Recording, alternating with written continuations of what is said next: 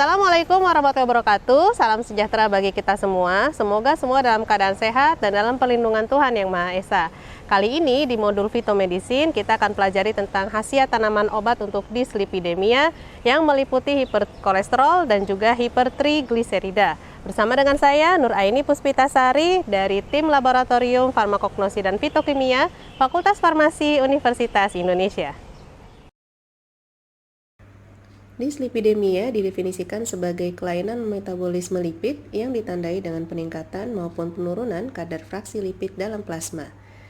Dislipidemia dapat dibedakan menjadi dua berdasarkan sumber penyebabnya atau etiologi, yaitu primer, yang disebabkan oleh faktor genetik yang menyebabkan peningkatan jumlah lipid atau familial dislipidemia, dan sekunder disebabkan oleh faktor lingkungan yang meliputi gaya hidup, penyakit lain, konsumsi obat-obatan, dan pola makan yang disebut dengan acquired dislipidemia.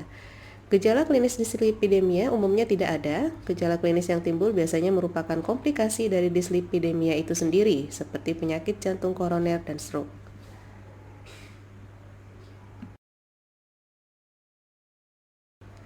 Beberapa tanaman biasa digunakan untuk mengatasi dislipidemia ini. Beberapa diantaranya adalah umbi bawang putih atau Allium sativum, rimpang kunyit atau Curcuma domestica, kemudian ada buah alpukat atau Persea americana, kemudian ada biji oat atau Avena sativa, dan beberapa tanaman lain yang sudah memiliki etnofarmakologi sebelumnya.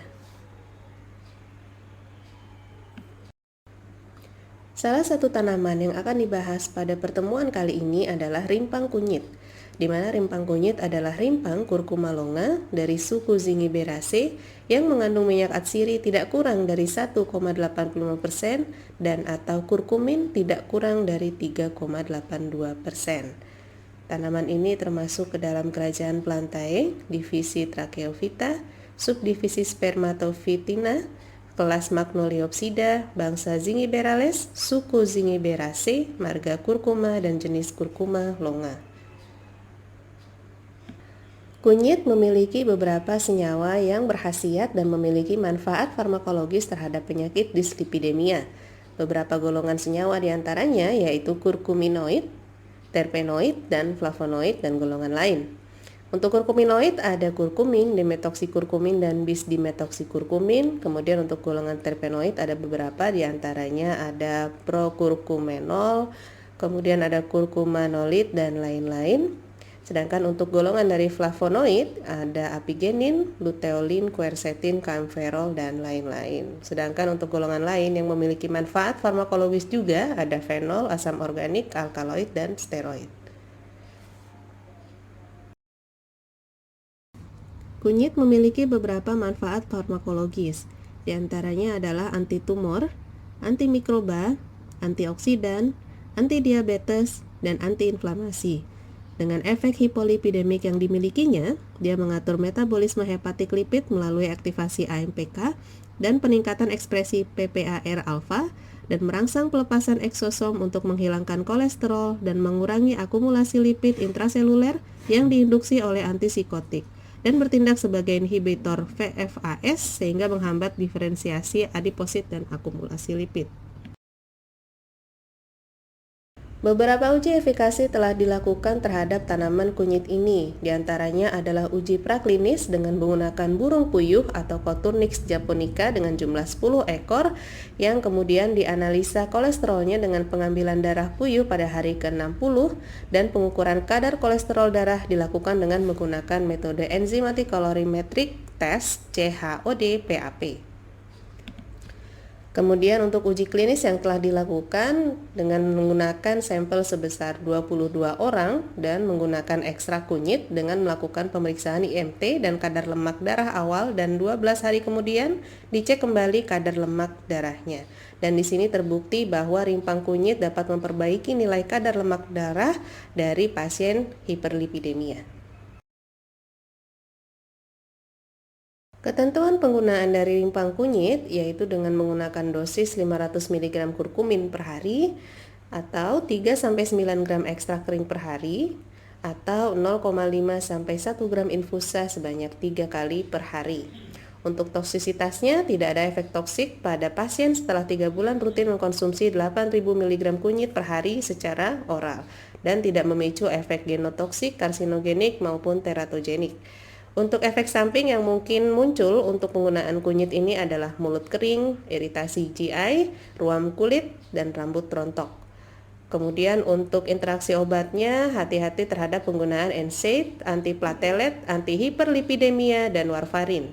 Kontraindikasi yang mungkin muncul dari kunyit ini adalah hipersensitivitas, tukak lambung, dan asid reflux.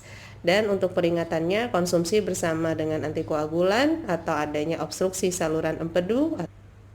Tanaman lain yang bisa digunakan untuk dislipidemia adalah daun salam, di mana daun salam ini termasuk ke dalam kerajaan Plantae, divisi Spermatophyta, kelas Dicotyledone, bangsa Myrtals, suku Myrtaceae, dan marga Syzygium dengan jenis Syzygium polyanthum.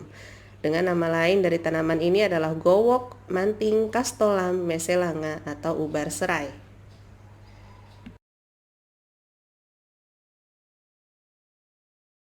Senyawa berkhasiat dari daun salam ada beberapa, diantaranya termasuk dalam golongan fenolik yaitu asam kafeat, asam galat, dan lain-lain.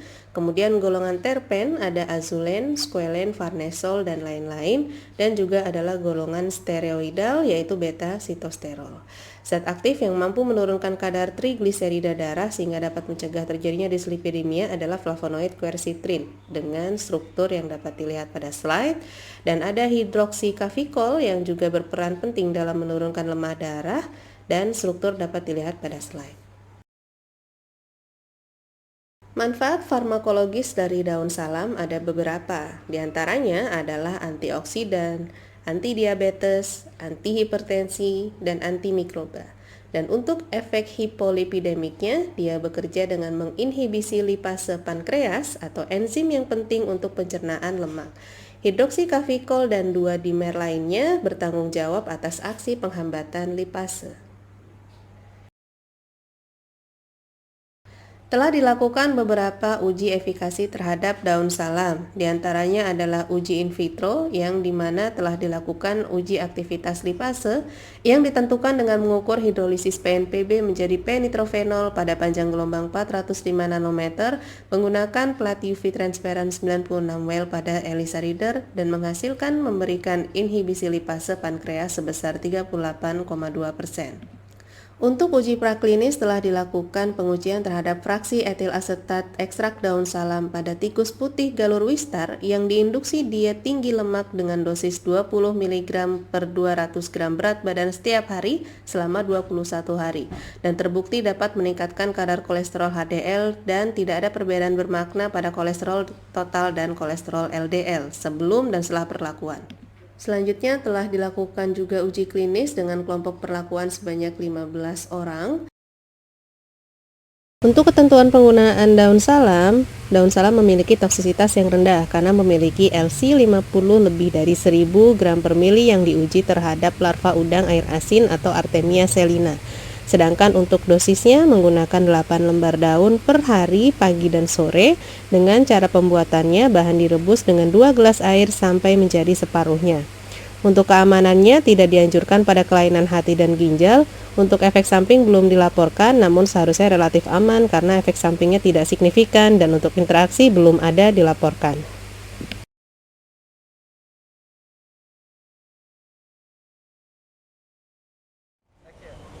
Demikian yang bisa saya sampaikan, terima kasih atas perhatiannya. Apabila ada pertanyaan, silahkan dituliskan di dalam forum diskusi di bawah video ini.